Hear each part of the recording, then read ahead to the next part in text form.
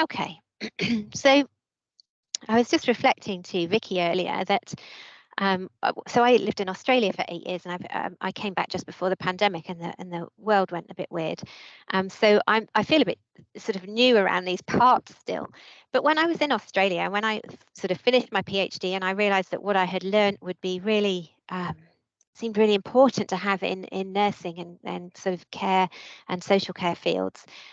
I taught a lot more from my lived experience than I have done since then, and I wondered if that might be sort of partly to do with the fact that there's so much online. So today, I am presenting more from my lived experience, which I haven't done for a little while. So we'll just see how that goes. So I'm going to talk about how relational experiences build brains. But as I say, I'm teaching this largely from my experience.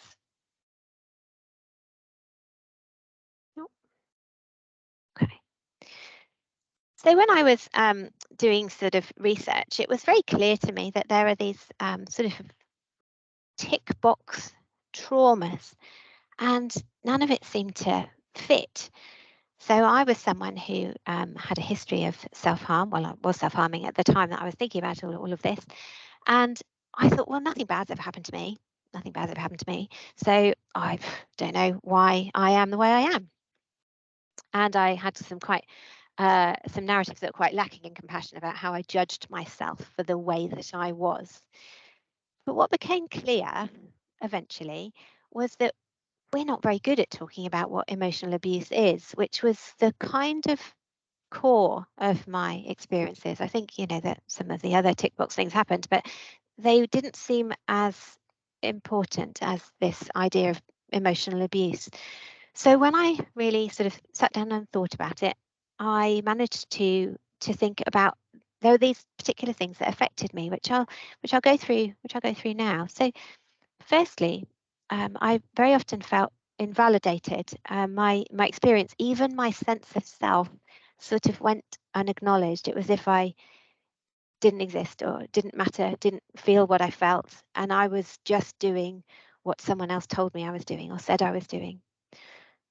I was also around a lot of unregulated emotions. Now, I want to be really clear here when I talk about this. I'm not wanting to make a judgment on the person who was struggling with their own trauma, sort of where this sort of came from. Trauma is difficult. It travels down generations unless there's help or something that interrupts it.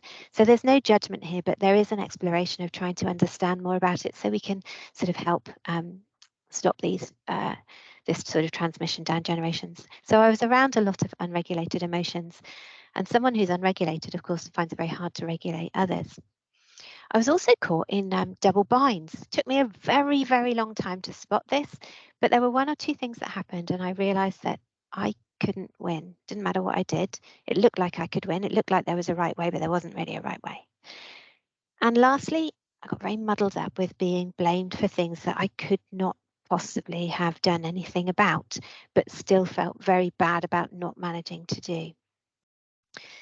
So the first one of these, this invalidation, what that took me into was a high level of toxic shame. The dysregulated emotions, of course, that meant that I wasn't getting regulation myself, so I suffer with my own emotional storms. The idea of not being able to win is a rehearsed pathway for me, so I can quite quickly go to despair. And lastly, I get very, very tangled up, or used to get very, very tangled up with what's mine and what's somebody else's. So I'm just going to talk a little bit more about those experiences, what got me into them, but also what got me out of them, which I think is a really important level of detail. So Phil Mollen writes about toxic shame. He writes that an early environment that is experienced by the child as fundamentally hostile to his or her true self, the child's own initiatives and emotional communications are systematically rebuffed, mocked, ignored, or actively punished. Mollen goes on to say that sometimes the rejection of the child's communicative initiatives and of his or her needs for understanding and empathy are so profound that the developing self is pervaded with shame and distrust. In such cases, the natural wish to make connection with others is partly thrown into reverse. So this was my experience. I went into psychotherapy when I was 27. I'm now 50. And I was, to a great extent, unreachable. I think I delivered what people expected of me, but I was very, very alone in that the most vulnerable parts of me never got seen by anyone, ever, at all. And so I think I was in this non-communicative state. And shame, of course, and working with Professor Luna Dolezal, as Vicky mentioned, shame is a relational thing. Shame is an indicator of what we might need to do to belong. And what I was finding was I didn't belong anywhere. I didn't belong in the most important relationship that I could have had as a child. I didn't belong there. I wasn't right there. I wasn't right. And this absolutely pervaded me. I imagine many of you have listened to Brené Brown's talk on shame, but I encourage you to watch it if you haven't. All is not lost though, because the cure for shame is empathy, empathy being a profoundly relational event. Brené Brown writes, if we can share our story with someone who responds with empathy and understanding, shame can't survive. Now, I can tell you, I wish this was quicker than it is. But my story probably started by showing up in that room with my psychotherapist, who literally gave me thimblefuls of understanding because I couldn't tolerate any more than that. I felt I didn't deserve it. I felt like I must have lied about my story. I anticipated judgment, and I was very, very uncomfortable with not getting it. So being given tiny amounts of empathy was about all I could stand to start with. So it was this very, very slow process of being able to share my story and then tolerating someone's compassion towards it, in a sense. Excuse me. Nevertheless, that painstaking journey of speaking, showing up with shame, which makes you want to crawl under a rock, and then having that understood and validated, does shift it eventually after a while. It's an ongoing process, though, I will say. So shame is not the end of the story, but shame is where we will often meet people, and we can reach them very carefully with empathy, but not too much that it feels unsettling to them. So that's perhaps the learning point from that one. Secondly, emotional storms. So this is an image I drew in November 2009. I think you may be able to see the very shadowy picture of me and this other part of me. The shadowy picture of me is the part that hopes, and this raging, aggressive part of me hates that part that hopes because it gets let down. And that drives a real shutdown for me. This is, again, is a place of shame, and it is a place where I would self-harm, which felt more right to me than having compassion or kindness at those times. However, I did find my way out of it. This was, as I say, when, the journey of psychotherapy. So I'm not going to read all of this poem to you, but I am going to refer to the last lines.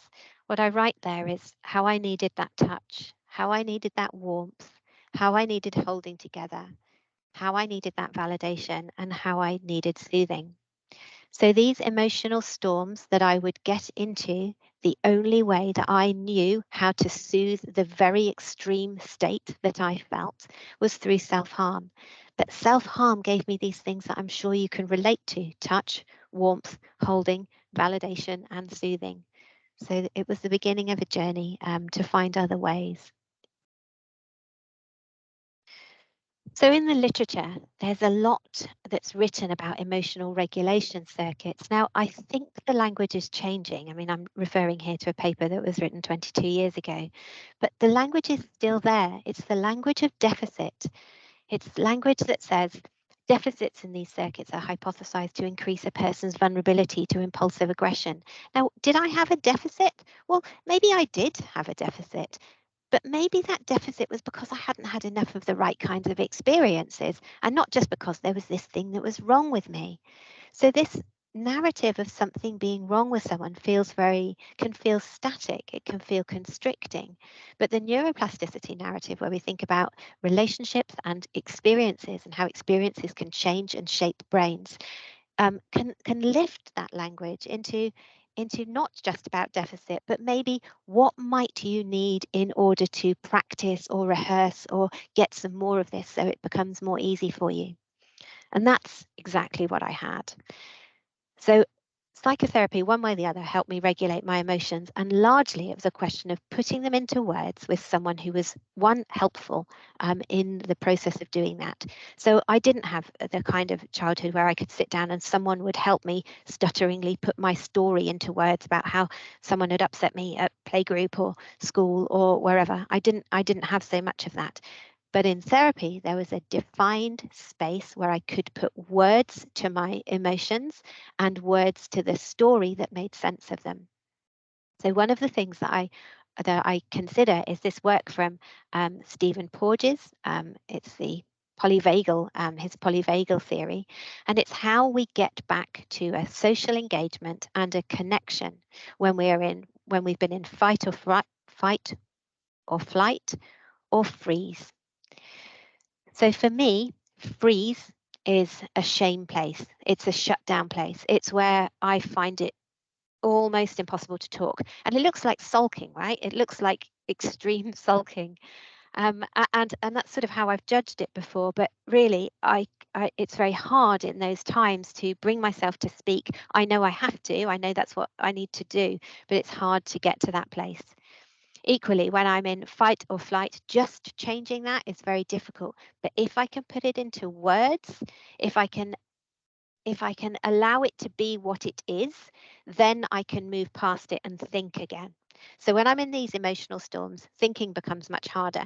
But if I can get these out of the way by putting words and story to them with someone who can bear to hear it, then that clears the decks for me to then be able to think. I can't get straight to thinking, and I definitely can't get straight to apologizing. If I'm going to apologize, I have to go through this process first. And I think that that's probably common to most of us. So you can see in this beautiful social engagement at the bottom, there's eye contact here. Eye contact and face-to-face tells us a lot about attachment.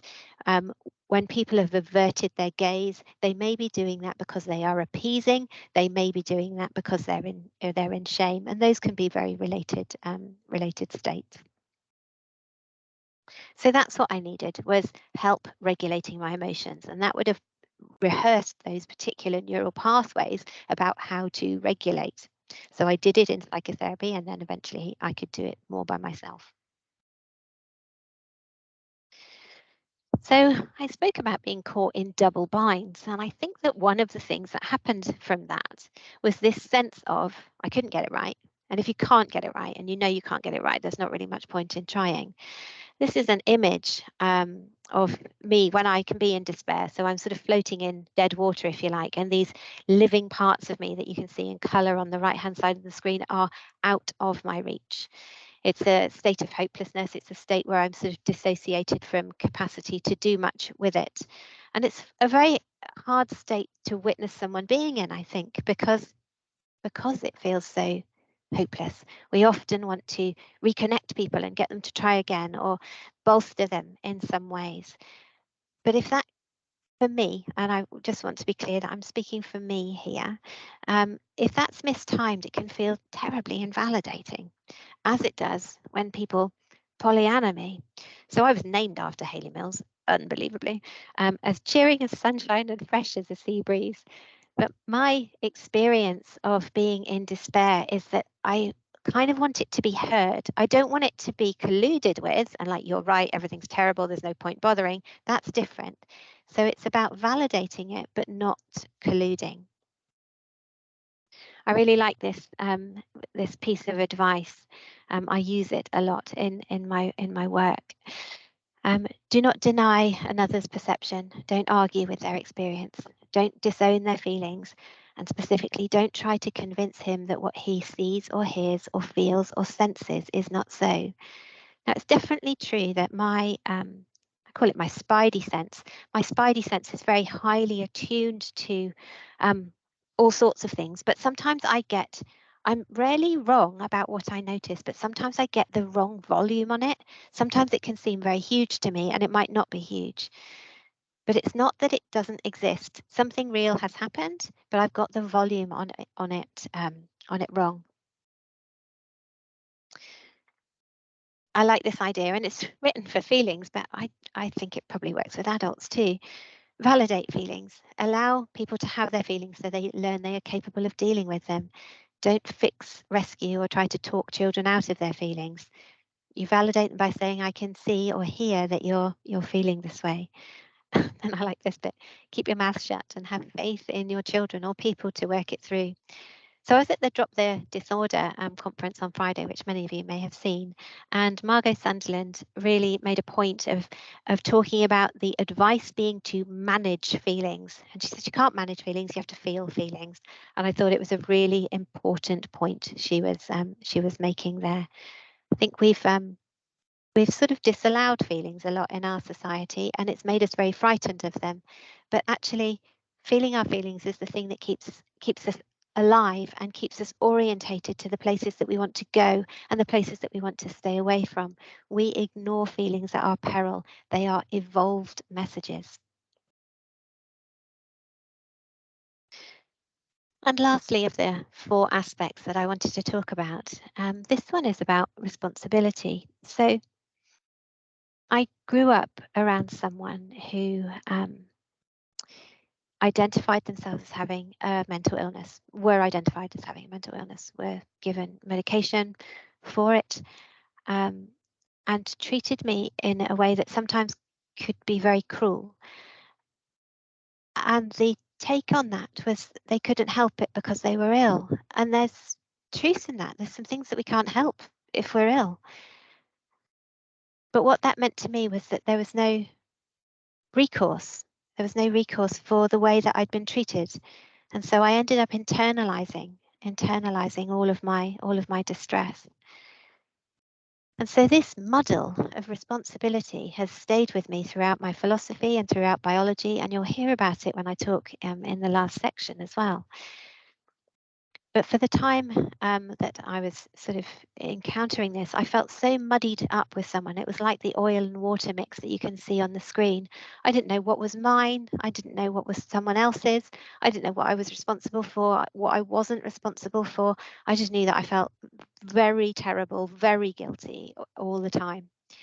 And that was sort of this poem, probably my shortest poem ever, torn between wanting to be what you want, so you want me, and not wanting to know what you want, so I can be me, because I felt so porous to what other people wanted from me. I couldn't tell if it was me that was really doing it or if I was just sort of putting on this act to be what was wanted so that I would be safe, which speaks to this other piece of writing on the screen.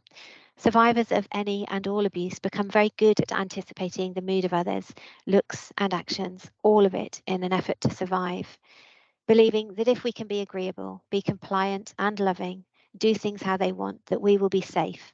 This becomes our way of life. So I was fostered for a short while as a teenager. And I tell a funny story about this, but I'm suspect about my funny stories these days. The funny story I tell is that I'm the only person that I know that got kicked out of foster care for being too good. And in a superficial way, that's funny, but it's also savage, because I was a good kid and so I tried to help. And in trying to help all of the time, what happened was I inadvertently made the biological daughter of the family that I live with feel very, very insecure and unsettled, because they had one child who was a normal child and used to, not want to do the washing up and hang out in the bedroom and just be a bit reluctant, normal teenage stuff, right? And then they had this other desperate child or adolescent who was saying, can I do the washing up? Shall I do the ironing? Do you want me to make dinner? Like in a slightly crazy way, which was very unsettling. So what was really helpful to me when I encountered psychotherapy, oh, I'm just going to leave that one out. What was very helpful to me when I encountered psychotherapy was to have a safe connection. So I could come up against my therapist as though he was an oil boom. It enabled me to separate myself from him. Now, his boundary wasn't a hard boundary. It wasn't a boundary of negative control where he told me what I could and couldn't do or should and shouldn't do. It wasn't that. It was that he flexibly engaged with me. He heard me. He considered my requests. He didn't say, no, that's not appropriate. It wouldn't have been language he would have used. He would consider my requests, and he wouldn't necessarily explain himself, but he would clearly be very thoughtful about what I had raised. There was a striking time where if I was late for therapy, obviously, that came out of my time, but if he was late, it didn't. And I said, well, that's inequitable. And he considered it. And I said, look, that's quite down the line with him. I said, I won't take the piss, but if it's all right for you to be 5 minutes late, then why isn't it all right for me to be 5 minutes late? So we agreed on the 5-minute boundary. And that was really helpful to me because it meant that he did value me. It meant that he could take care of his own boundaries. It meant that he could say no to me. And it also meant that he could consider what I said and say yes to me. He treated me like a person that mattered, but he didn't let me walk all over him. And neither did he use his boundaries to sort of diminish me.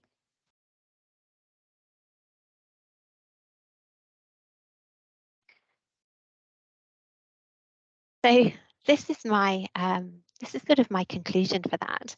The strongest drug that exists for a human is another human being. And really what I'm wanting to say here is that I had these experiences, and they happened, right? They happened to me and they made things quite difficult for me. But I was really lucky. I'm really one of the lucky ones that I managed to get psychotherapy, and that experience of psychotherapy also shaped my brain. It shaped my brain in ways that mitigated those early experiences. So what that's allowed me to do is to largely almost completely stop self-harm. It sort of manifests in ways that are less troubling, if you like, now. But my self-talk is different. The way I consider myself is different. The way I negotiate is different. I don't get it right, by all means. There's still work to do. But I'm real in relationships now. I don't just show up and act like I'm okay. And that's tremendous. It has shifted a loneliness that's so profound I barely know how to describe it. I can now engage with the world as Haley, the imperfect human being, rather than Haley, the projected perfect thing. So that brings me to the end of my second piece. Okay, so let me just stop screen sharing.